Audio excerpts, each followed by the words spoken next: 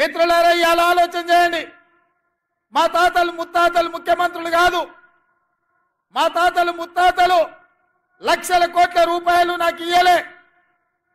మా తాతలు ముత్తాతలు లేకపోతే నేను మా అయ్య పేరు చెప్పుకొని ఈ కుర్చీలో కూర్చోలే. మీకందరికీ తెలుసు 2006లో సామాన్యమైన కార్యకర్తగా ఆనాడు ప్రజలలో ఉండాలి, పాలమూరును అభివృద్ధి చేయాలి, ఈ పాలమూరు బిడ్డలకు అండగా ఉండాలి, వలసలు ఆగాలి, ఆత్మహత్యల్ని ఆపాలి అన్న ఆలోచనతోని చాలా మంది వద్దన్నా, ఎందుకు నీకు రాజకీయాలు, స్వతంత్ర అభ్యర్థిగా నిలబడితే గెలవడం కష్టమని సూచన చేసినా ఎక్కడో ఒక దగ్గర ప్రయత్నం మొదలు పెట్టాలి.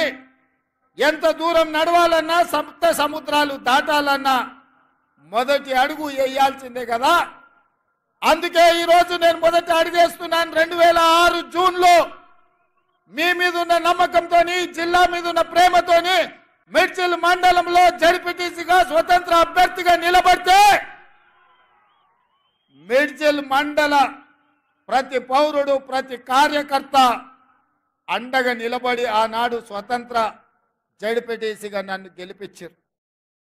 నేను ఆయనలోనే చెప్పిన, చివరి రక్తం బొట్టు వరకు, ఆఖరి శ్వాస వరకు ఈ జిల్లా అభివృద్ధి కోసం, ఈ జిల్లా నిరుద్యోగ విద్యార్థి యువకుల అభ్యున్నతి కోసం నేను కష్టపడతా అని ఆ రోజు చెప్పిన.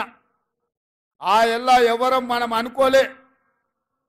రేవంత్ రెడ్డి ఏమవుతాడు, రేవంత్ రెడ్డి ఏమి కాడు అని ఎవరు ఆలోచన చేయలే. కానీ ఒక మంచి లక్ష్యంతో మొదలుపెట్టిండు కాబట్టి మన బిడ్డ కష్టపడుతున్నప్పుడు మనం అండగా నిలబడాలి అని మిడ్జిల్ మండలం అంతా ఏకమై నన్ను జడ్పీటీసీగా మీరు గెలిపించారు, ఆశీర్వదించారు. మళ్ళీ 2007 జూన్లో శాసన మండలి సభ్యుడిగా మీ దగ్గరకు వస్తే ఎంపీటీసీలు, కౌన్సిలర్లు, జడ్పీటీసీలు ఆయల్ల మీరందరూ అండగా నిలబడి శాసన మండలి సభ్యుడిగా 2007లో మీరు గెలిపించారు, మీరు నిలబెట్టిండ్రు. మళ్ళీ 2009 జూన్లో కొడంగల్ ఎక్కడ ఉంటుందో నాకు తెలీదు. ఆనాడు పార్టీ పిలిచి బీఫామ్ రాత్రి 4 గంటలకు చేతిలో పెడితే దారెత్తుకుంటూ అక్కడికి వెళ్తే 14 రోజుల్లో 7,000 మెజార్టీతోని కొడంగల్ బిడ్డలు నన్ను ఆశీర్వదించి ఈ మొక్కను పెంచిండ్రు. 2014లో మళ్ళీ గెలిపించిండ్రు. అదే విధంగా మూడవసారి దేశంలోనే పెద్ద పార్లమెంటు నియోజకవర్గం నరేంద్ర మోడీ, అమిత్ షా పార్లమెంటు నియోజకవర్గాలు కలిపిన నా మల్కాజ్గిరి పార్లమెంటులో సగానికంటే ఎక్కువ కాదు. అట్లాంటి మల్కాజ్గిరిలో మీరందరూ మళ్ళా కష్టపడి పార్లమెంట్ సభ్యుడిగా గెలిపించారు. ఆ ఊపుతోని, ఆ బలంతోని సోనియమ్మ ఆనాడు కాంగ్రెస్ పార్టీ అధ్యక్షుడిగా నన్ను నియమించింది. నేను ఒక్క మాట చెప్పదలుచుకున్న మిత్రులారా, ఇవాళ ఈ తెలంగాణ రాష్ట్రానికి ముఖ్యమంత్రిగా మీ ముందు నిలబడి నిటారుగా ఎవరితోనైనా కొట్లాడడానికి నాకు ఈ ధైర్యం ఉంది అంటే, ఈ ఆత్మవిశ్వాసం ఉందంటే, ఈ పాలమూరు బిడ్డలు నన్ను గుండెల్లో పెట్టి చూసుకున్నారు, నన్ను భుజాల మీద మోసిండ్రు. గల్లీ నుంచి ఢిల్లీ వరకు మేమున్నాం, నువ్వు కొట్లాడు.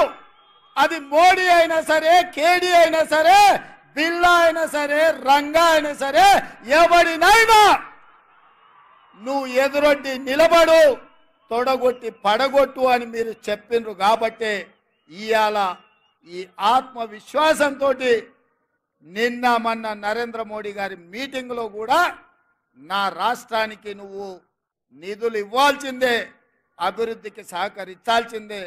నువ్వు గుజరాత్కు బుల్లెట్ ట్రైన్ వేసుకున్నా, సబర్మతి రివర్ ఫ్రంట్ కట్టుకున్నా, గిఫ్ట్ సిటీ కట్టుకున్నా, నా పాలమూరుకో, నా తెలంగాణకు నాకు ఎందుకు ఇవ్వవు అని చెప్పి సభాముఖంగా ఆయన ఎదురుగానే తుమ్మిడేటి కట్టుకోవడానికి మాకు అనుమతులు ఇప్పించాలి, మెట్రో రైలు నిర్మించుకోవడానికి నువ్వు నిధులు విడుదల చేయాలి, మూసీ రివర్ డెవలప్మెంట్కు నువ్వు సహకరించాలి, స్కైవేలు ఫ్లైఓవర్లు కట్టుకోవడానికి నిధులు ఇవ్వాలి, మెట్రో రైలుకు నిధులు ఇవ్వాలి.